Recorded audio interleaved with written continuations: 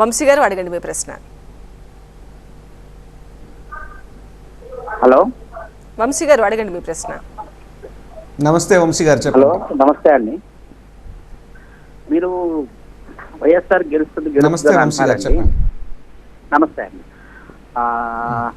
వైఎస్ఆర్ గెలుస్తుందని చెప్తున్నారు. ఇప్పుడు ఎవరు గెలిచినా కానీ ప్రాబ్లం ఏంటంటే రాష్ట్రం డెవలప్ కావాలి. ఈ 5 ఏళ్లలో ఒక చిన్న థింగ్ అడుగుతున్నాం. ఈ 5 ఏళ్లలో లాస్ట్ 5 ఏళ్ళలో కంపేర్ చేస్తే మీకు ఈసారి ఏం డెవలప్ చేశారు? జస్ట్ ఒక ఐదు పేర్లు చెప్పండి. మంచి కంపెనీస్ ఒక 5 పేర్లు చెప్పండి. లాస్ట్ టైం ఏమొచ్చినాయి, ఈసారి ఏమొచ్చినాయి అనేది జస్ట్ కంపారిజన్ కోసం. నెంబర్ 1. నెంబర్ 2, సపోజ్ ఇప్పుడు ఊళ్ళో మా పొలం ఉందండి. ఇదివరకు ఎక్కడైనా మీరు కంపేర్ చేసుకుని ఒక 20 లక్షలు 25 లక్షలు ఒక వాల్యూ ఉంది. ఎప్పుడు 10 లక్షలు మేము ఊహించలేదు ఇప్పుడు అంత రేటుకి వెళ్తాయి అని పొలాలు.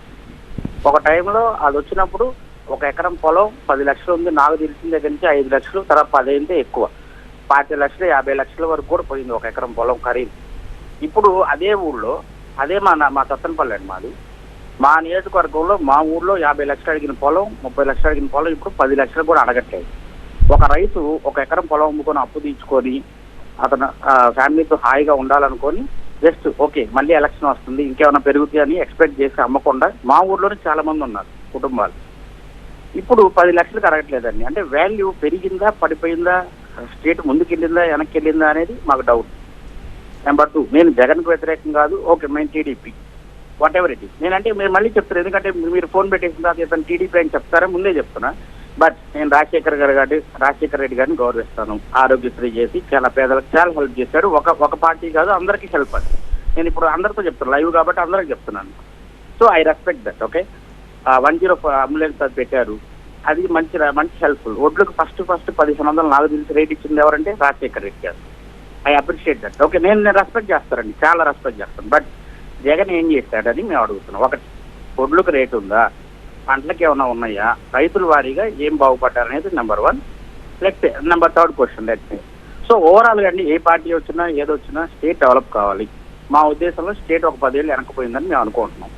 సో దీని మీద మీరు ఒక క్లారిటీ చెప్తే బాగుంటుంది. ఇక ఎలక్షన్లు అంటారండి, వస్తాయి పోతాయి, ఊళ్ళలో జనం కొట్టుకొని చూడండి. మీరు ప్రశాంతంగా లెగిస్తే మేము అందరూ ఉన్నామండి, చక్కగా అత్తయ్య మామయ్య అని వర్షాలు పెట్టి పిలుచుకుంటాం పార్టీ ఏదైనా కానీ. బట్ ఎలక్షన్ల వల్ల ఒక గ్రూప్ రాజకీయాలు క్రియేట్ చేశారు.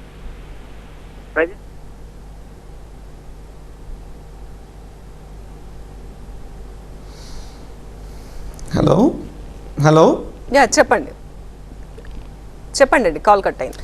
ఫస్ట్ ఆఫ్ ఆల్ ఆయన ఏం అడిగారంటే ఒక కంపెనీల పేర్లు చెప్పండి అన్నారు. చెప్తాను. ఆయన నేను చెప్పిన తర్వాత ఆ కంపెనీలు ఉన్నాయో లేవన్నా ఏమాత్రం డౌట్ వస్తే మీ టీవీ9 కెమెరా పట్టుకుని కూడా ఆ కంపెనీల దగ్గరికి వెళ్ళమని చెప్పి కూడా సలహా చెప్తూ ఆయన అడిగారు కదా ఏం డెవలప్ అయినాయి, ఏం కంపెనీలు వచ్చినాయి అని. ఏటీసీ యోకోహామా టైర్స్ విశాఖపట్నంలోనే జగన్మోహన్ రెడ్డి గారు శంకుస్థాపన చేశారు. జగన్మోహన్ రెడ్డి గారే ప్రారంభించారు. సుమారు 2000 మంది ఎంప్లాయీస్ అందులో పనిచేస్తున్నారు. Second phase of the company కూడా ముఖ్యమంత్రి గారే శంకుస్థాపన చేయడం జరిగింది. Second phase of the ATC Yokohama tyres ఏదైతే ఉందో అది నిర్మాణం జరుగుతుంది.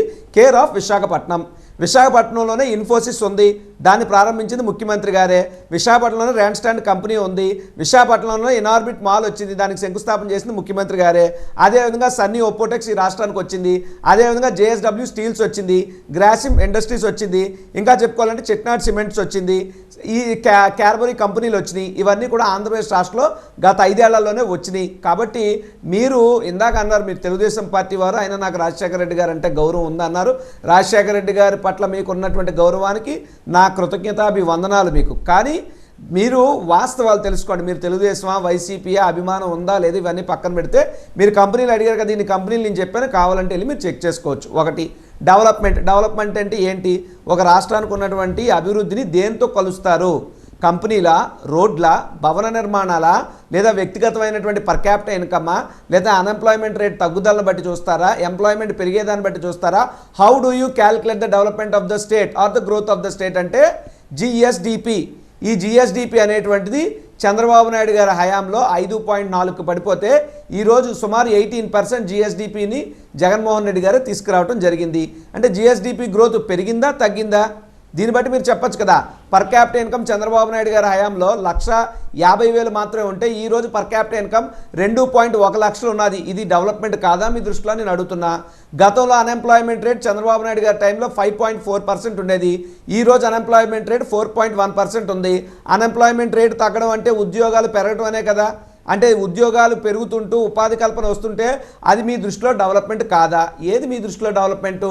అంటే మీకున్నటువంటి పొలాలో లేదు అంటే పాత రాజధాని అమరావతి రాజధాని పేరు చెప్పేసి 4 లక్షలు కూడా చేయనటువంటి ఎకరాన్ని 40 కోట్లు కమ్మేసుకుంటే ఎవరో కొంతమంది రియల్ ఎస్టేట్ బ్రోకర్లు బాగుపడిపోయి తమ భూమి రేట్లకి రెక్కలు వచ్చేసి పేదవాడు అక్కడ ఉంటానంటే ఒక దళితుడికి అక్కడ భూమి ఇస్తానంటే అక్కడ దళితులు ఉంటే డెమోగ్రాఫిక్ గ్రాఫ్ దెబ్బతింటుందని కోర్టులో కేసులు వేయించి అడ్డగించి పేదవాళ్ళు నివాసం కూడా ఉండడానికి పనికిరానటువంటి ప్రాంతంగా రాజధాని అని చెప్పి పైకి మేకప్ వేస్తే ఆ యొక్క పెరిగినటువంటి రేట్లు చూసి మీ బోటి విజ్ఞులు కూడా దాన్ని డెవలప్మెంట్ అని అంటే దెయ్యాలు వేదాలు వల్లించినట్టున్నాయి.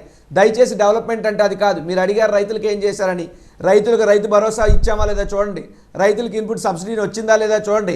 రైతులకు నాణ్యమైనటువంటి విత్తనాలు సప్లై ఇస్తున్నామా లేదా చూడండి. రైతులకు ఊరూరా రైతు భరోసా కేంద్రాలు పెట్టామా లేదా చూడండి. పాల వెల్లువ ద్వారా పాడి రైతులను ఆదుకున్నామా లేదా చూడండి. ఇవన్నీ రైతాంగం కోసం జగన్మోహన్ రెడ్డి గారు చేసినవే. గతంలో రాజశేఖర రెడ్డి గారు కానీ ఇప్పుడు జగన్మోహన్ రెడ్డి గారు కానీ రైతును రాజు చేసి ముందుకు నడిపిస్తున్నారు. రైతు రాష్ట్రానికే కాదు దేశానికి కూడా వెన్నుముక్క. దాన్ని మేము గమనించాం, గుర్తుపెట్టుకున్నాం. ఆ రకంగానే మా పరిపాలన రైతన్నకు చేదోడుగా వెన్నుదనుగా మేము పరిపాలించాం. కానీ వ్యవసాయం అంటే దండగా అని చెప్పిన వాడు చంద్రబాబు నాయుడు గారు, మీ అధినాయకుడు. దాన్ని గుర్తించండి. వ్యవసాయాన్ని పండగ చేసింది రాజశేఖర రెడ్డి గారు, జగన్మోహన్ రెడ్డి గారు. కాబట్టి ఈ రకంగా చూసుకుంటే ఆ 5 ఏళ్ల పాలనకి ఈ 5 ఏళ్ల పాలనకి చాలా తేడా ఉంది. ఆ ఉన్నటువంటి పాలన నక్కకి నాగలోకానికి ఉన్నటువంటి తేడా. జగన్మోహన్ రెడ్డి గారు అద్భుతమైనటువంటి పాలన చేశారు కాబట్టి ప్రజలు మరోసారి పట్టం కట్టడానికి సిద్ధపడ్డారు.